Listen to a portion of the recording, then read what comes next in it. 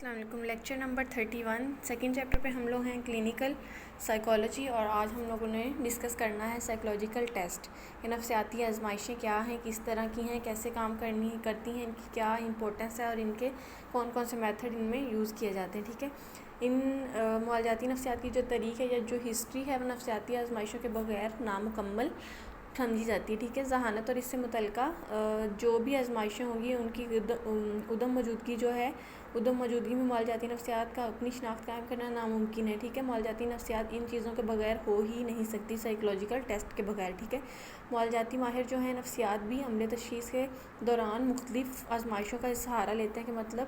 معالجاتی نفسیات جو ہے عمل تشخیص یا ڈائگنوس یا اسیس کرنے کے دوران بھی ان چیزوں کا سہارا لیتے ہیں سائیکولوجیکل ٹیسٹ کا۔ ٹھیک ہے، جو ان کو ہیلپ آؤٹ کرتے ہیں ڈائگنوس کرنے میں اور اسیس کرنے میں اپنے کلائنٹ کو۔ اگر پرسنالٹی اور انٹیلیجنس کی جو ہے آزمائشیں، ان کا استعمال بھی عمل تشخیص کو ٹھوس اور قابل اعتبار بنا دیتا ہے۔ اب ہم چند آزمائشوں کی وضاحت کریں گے کہ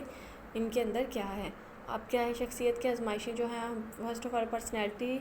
ٹیسٹ کی بات اگر کی جائے تو اس میں کیا ہے، درجہ بندی کی جاتی ہے کہ انفرادی اور گروہی آزمائشوں کے ساتھ ساتھ یا تو انفرادی آزمائشیں استعمال کی جاتی ہیں اور یا گروہی آزمائشیں ان کے ساتھ ساتھ تذلیلی اور غیر تذلیلی مطلب پروجیکٹیو اور نان پروجیکٹیو آزمائشیں بھی استعمال کی جاتی ہیں۔ ان آزمائشوں کو ہی انہوں نے نام دیا ہے مروزی اور موضوعی اقسام۔ ٹھیک ہے، ان کو آپ لوگوں نے ڈیفینیٹ آپس میں مطلب ان کو مکس اپ نہیں ہونے دینا، یہ ایک ہی چیز کا نام ہے۔ ٹھیک ہے، جیسے کہ غیر تذلیلی یا مروزی طریقے اور تذلیلی طریقے یا موضوعی طریقے۔ ٹھیک ہے، یہ ایک ہی چیز ہے۔ اب نان پروجیکٹیو، پروجیکٹیو اور سبجیکٹیو میتھڈ اور آبجیکٹیو میتھڈ اور سبجیکٹیو میتھڈ۔ اب سب سے پہلے ہم لوگ ڈسکس کریں گے، آج ہم سٹارٹ کریں گے شخصیت کی پیمائش کے مروزی طریقے۔ ٹھیک ہے، objective methods for personality assessment. انہیں کیا کہا جاتا ہے، شخصیت کی پیمائش کے غیر تذلیلی طریقے بھی کہا جاتا ہے، جس میں کیا کیا جاتا ہے، فرد کی پرسنالٹی کو جانچنے کے لیے معیاری انداز اختیار کیا جاتا ہے۔ جانچ کرنے کے لیے کیا ہوتا ہے، اپنی رائے جانچ کرنے والا جو ہے وہ اپنی رائے پسند تعصبات کو اس میں شامل نہ کر سکے، وہ کیا کہلائیں گے، مروزی یا غیر تذلیلی طریقے۔ مطلب اس میں اپنی کوئی رائے یا اپنی ذاتی ناپسند اور ناپسند ایسی چیزیں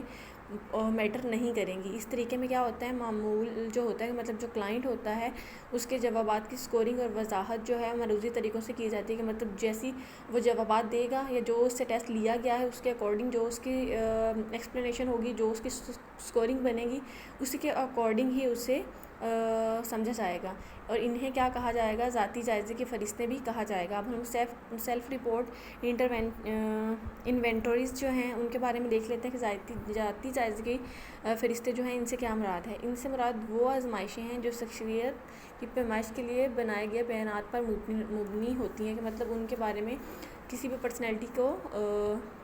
کی پیمائش کرنے کے لیے جو بیانات یا جو اسٹیٹمنٹس لکھی گئی ہوں گی ان کے بارے میں، اور یہ اسٹیٹمنٹس جو ہوتی ہیں ایک خاص ترتیب سے لکھی ہوئی ہوتی ہیں، اور اس میں کیا کیا جاتا ہے، فرد کو ہدایت دی جاتی ہے پہلے کہ وہ ان بیانات کو پڑھ کر جوابی فارم پر نشانات لگائے، کہ ایک اس کو الگ سے فارم دیا جائے گا کہ اس پر اس نے ٹک مارک کرنا ہے انہی کے اکارڈنگ، انہی بیانات کو پڑھ کر، اور جواب دینے کے لیے اس کو ایک ٹائم ڈیوریشن دے دیا جاتا ہے، اور کہ جتنے ٹائم کے مطابق اس نے اپنا یہ جو آزمائش ہے یا اپنا ٹیسٹ ہے اس کو کمپلیٹ کرنا ہے۔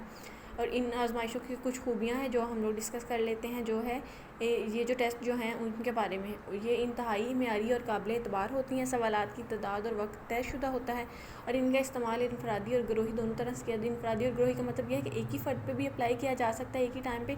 اور ایک گروہی ایک گروپ کی صورت میں بھی ان کو استعمال کیا جا سکتا ہے۔ اور ان کے نتائج کی وضاحت کے لیے کیا کیا جاتا ہے،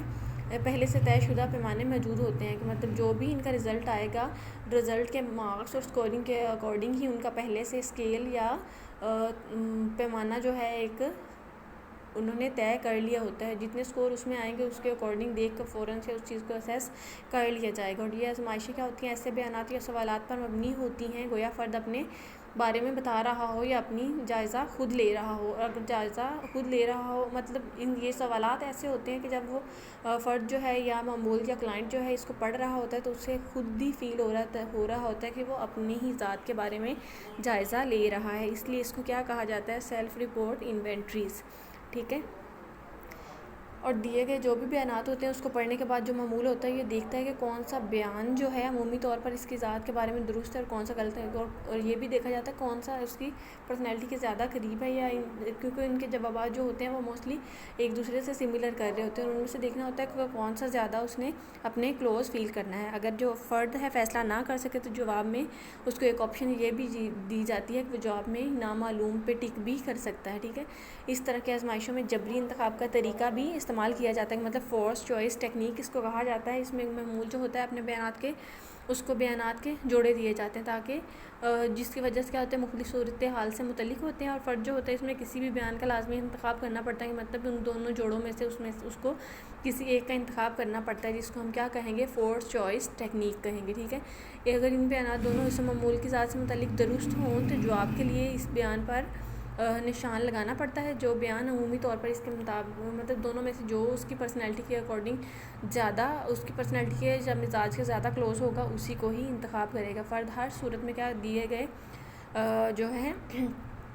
اتفاق یا عدم اتفاق کرنا پڑتا ہے، اس لیے اسے کیا کہا گیا ہے، جبری انتخاب کہلاتا ہے، ٹھیک ہے۔ یہاں تک آپ لوگ کریں گے، کل ہم لوگ ڈسکس کریں گے آزمائشیں کون کون سی ہیں، ٹھیک ہے۔ اللہ حافظ۔